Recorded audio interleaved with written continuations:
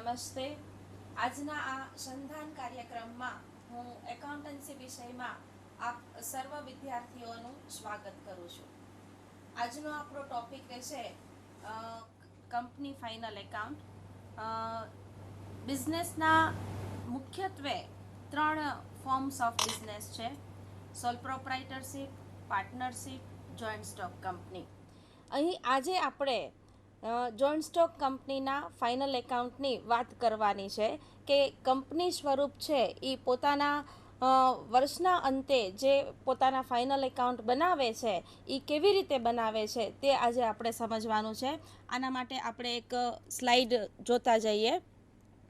આજનું આ સેશન મુખ્યત્વે 5 મુદ્દાઓ પર સમાયેલું છે: introduction, final account, need of final account અને ફાઇનલ એકાઉન્ટ બનાવવા માટેના અલગ અલગ ફોર્મેટો. તો સૌ પ્રથમ આપણે ઇન્ટ્રોડક્શન ઉપર જઈએ તો આપ સૌ જાણો જ છો કે અકાઉન્ટન્સી માટે 3 બ્રાન્ચીસ છે: financial account, cost account, management account. Financial accounting એટલે શું કે જે એકાઉન્ટ્સ આપણને ફાઇનાન્સની માહિતી આપે છે, આપણને નફો નુકસાન સમજાવે છે, what's the profit or loss at the end of a stipulated period. તો આ ટાઈપના અકાઉન્ટ્સને આપણે ફાઇનાન્શિયલ એકાઉન્ટ કહીએ છીએ. કોસ્ટ એકાઉન્ટિંગ કે જેમાં આપણને કોસ્ટને રિલેટેડ માહિતીઓ મળે છે એ કોસ્ટ એકાઉન્ટિંગ છે. અને મેનેજમેન્ટ એકાઉન્ટિંગ એટલે કે જે મેનેજરના ડેઝિગ્નેશન પોઈન્ટ ઓફ વ્યૂથી જે સ્ટેટમેન્ટો તૈયાર થાય છે, જે પત્રકો તૈયાર થાય છે એને આપણે મેનેજમેન્ટ એકાઉન્ટન્સી કહીએ છીએ. તો ફાઇનાન્શિયલ એકાઉન્ટિંગ એટલે એ ફાઇનલ એકાઉન્ટ આ 3માંથી એ ફાઇનાન્શિયલ એકાઉન્ટિંગનો એક મહત્વનો પાર્ટ છે. દરેક businessman they are doing very hard efforts to earn profit or loss. તો એન્ડ ઓફ ધ સ્ટિપ્યુલેટેડ પીરિયડ, થોડા સમયના અંતરે નાણાકીય પરિસ્થિતિ આપણી ક્યાં પહોંચી, આપણને કેટલો નફો થયો, કેટલો નુકસાન થયું એ જાણવા માટે આપણે ફાઇનલ એકાઉન્ટ બનાવવા પડે. End of the year these are the preparing accounts. વર્ષના અંતે આ એકાઉન્ટ્સ બનાવાતા હોવાથી આપણે એને ફાઇનલ એકાઉન્ટના નામથી ઓળખીશું. શું કામ આ ફાઇનલ એકાઉન્ટ છે? કારણ કે તમામ પ્રકારની ઇકોનોમિક ટ્રાન્ઝેક્શનના રેકોર્ડિંગ પછી એન્ડ ઓફ ધ યર. અને શું કામ આ સમયગાળો 12 માસનો રહે છે? કારણ કે તમામ સિઝનલ બિઝનેસમેનનો પણ સમય આમાં કવરઅપ થઈ જાય એટલા માટે 12 મહિનાનો સમયગાળો પસંદ કરવામાં આવ્યો. ઓછો પણ નહીં અને લાંબો પણ નહીં, 6 મહિના પણ નહીં અને 2 વર્ષ પણ નહીં.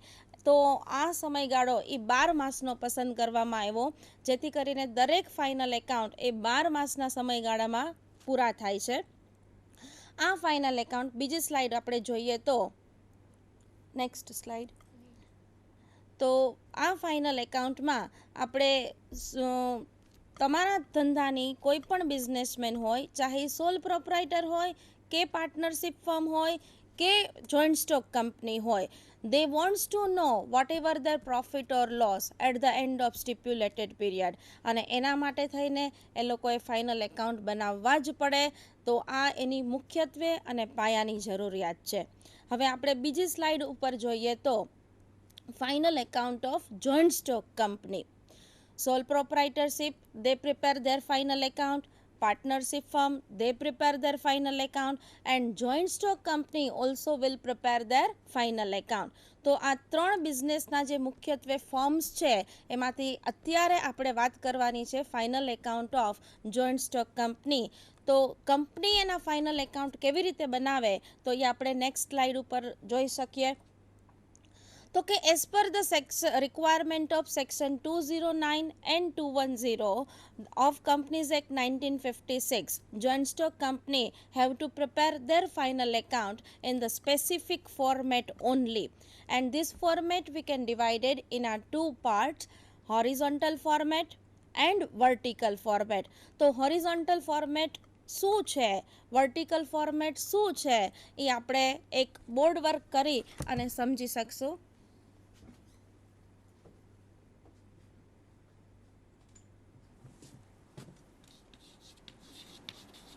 હોરિઝોન્ટલ ફોર્મેટ, જેને આપણે ટી ફોર્મથી ઓળખીશું, કે જે કાંઈ પણ અકાઉન્ટ્સ બનાવીએ છીએ એને બે પાર્ટમાં આપણે ડિસ્ટ્રીબ્યુટ કરીએ છીએ. Two sides are there, one is debit side and one is credit side. So instead of having two parts, it should be divided in our two parts, left side and right side. That should be said as a horizontal format, that should be known as a T form. Now in this horizontal format, આ horizontal format માં આપણે મુખ્યત્વે બનાવવાની આવશે ચાર વસ્તુ. સૌ પ્રથમ આપણે બનાવશું ટ્રેડિંગ એકાઉન્ટ.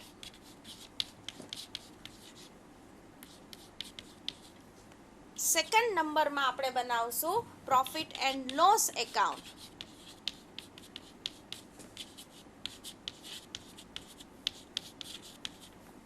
ત્રીજા નંબરમાં આપણે બનાવીશું profit and loss appropriation account.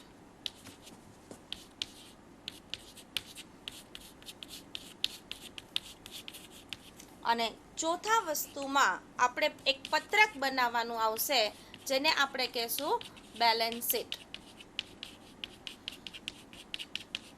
તો વિદ્યાર્થી મિત્રો, આ ચાર વસ્તુમાં in the sequence of final account of horizontal format સૌ પ્રથમ આપણે બનાવશું ટ્રેડિંગ એકાઉન્ટ. ટ્રેડિંગ એકાઉન્ટનો સિમ્પલ આપણે મિનિંગ સમજીએ તો જે એકાઉન્ટથી આપણને ગુડ્સને રિલેટેડ માહિતી મળે એ અકાઉન્ટ્સને આપણે કહેશું trading account. The simple format of trading account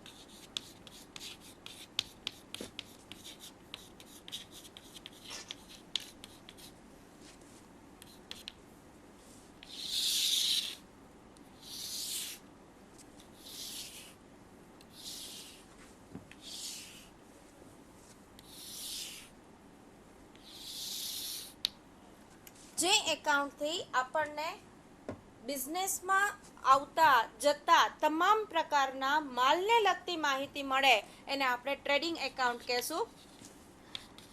અહીંયા આપણને બે સાઈડ છે, ડેબિટ સાઈડ અને credit side. Debit side always it can be start with the opening stock. Then we write whatever purchases, whatever purchase return that we will subtract from it, whatever manufacturing expenses, જે બધા જ ખર્ચા બિઝનેસમાં માલને લગતા છે એ બધા જ એક્સપેન્સીસ આપણે ઉધાર સાઈડ લખશું, ડેબિટ સાઈડ લખશું. Just like purchase we will write on debit side, same way sales we will write on the credit side. Sales minus sales return, any kinds of outgoing of goods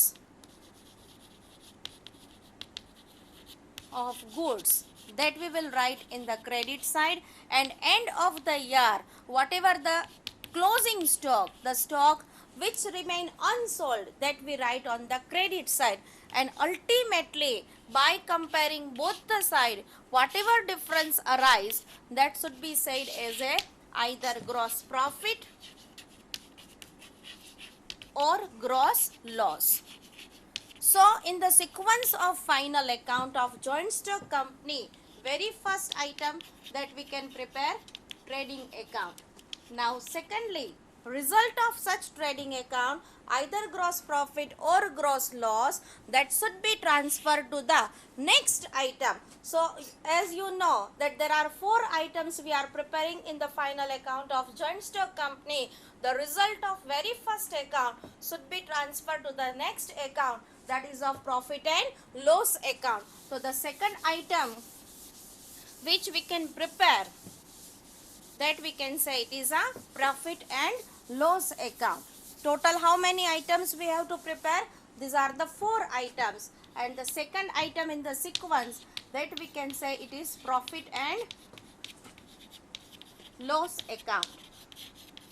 Friends, earlier account we obtained the information of goods, we obtained the transactions regarding goods, but in the second item we get the information regard various expenses and income.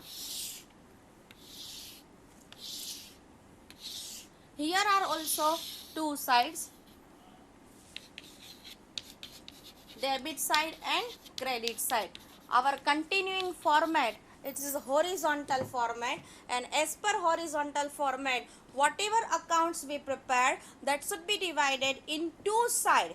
Instead of having two part, it should be divided in two sides, left side and right side. So here the account, in the second account of profit and loss account, it will start with the result of trading account. તો trading એકાઉન્ટનું result મિત્રો જે હતું કે જે profit gross profit હોય તો credit side લઈ જવાનો અને ગ્રોસ લોસ હોય તો ડેબિટ સાઈડ લઈ જવાનો. ટ્રેડિંગ એકાઉન્ટનું રિઝલ્ટ લખ્યા પછી જે સેકન્ડ એકાઉન્ટ બને છે જેમાં આપણને માહિતી મળશે એક્સપેન્સીસ ને ઇન્કમની. તો જે કાંઈ બી એક્સપેન્સીસ છે, whatever revenue expenses to maintain the business, that we will write in the debit side, like salary, insurance, rent, commission, advertisement, etc. Bad debts, bad debt reserve, all such information, provision for taxation, all these expenses we will write on the debit side, while all the income we will write on the credit side. Say for an example, rent received, commission received, etc. And by comparing both the side, whatever difference comes on the debit side, that should be said as a net profit. And whatever difference comes on credit side, then we will say as not loss. If difference come on debit side, it's a net profit, and if difference come on credit side, it's a net loss. So the sequence, the second item we had prepared, that is profit and loss account. Total 4 items we have to prepare. First one, trading account. Result of trading account we will transfer to the profit and loss account. Now result of profit and loss account, that we can transfer to profit and loss appropriation account. That is the third item we can prepare in the sequence of final account. તો આપણે સ્લાઇડની મદદથી જોશું કે profit and loss appropriation account એટલે શું.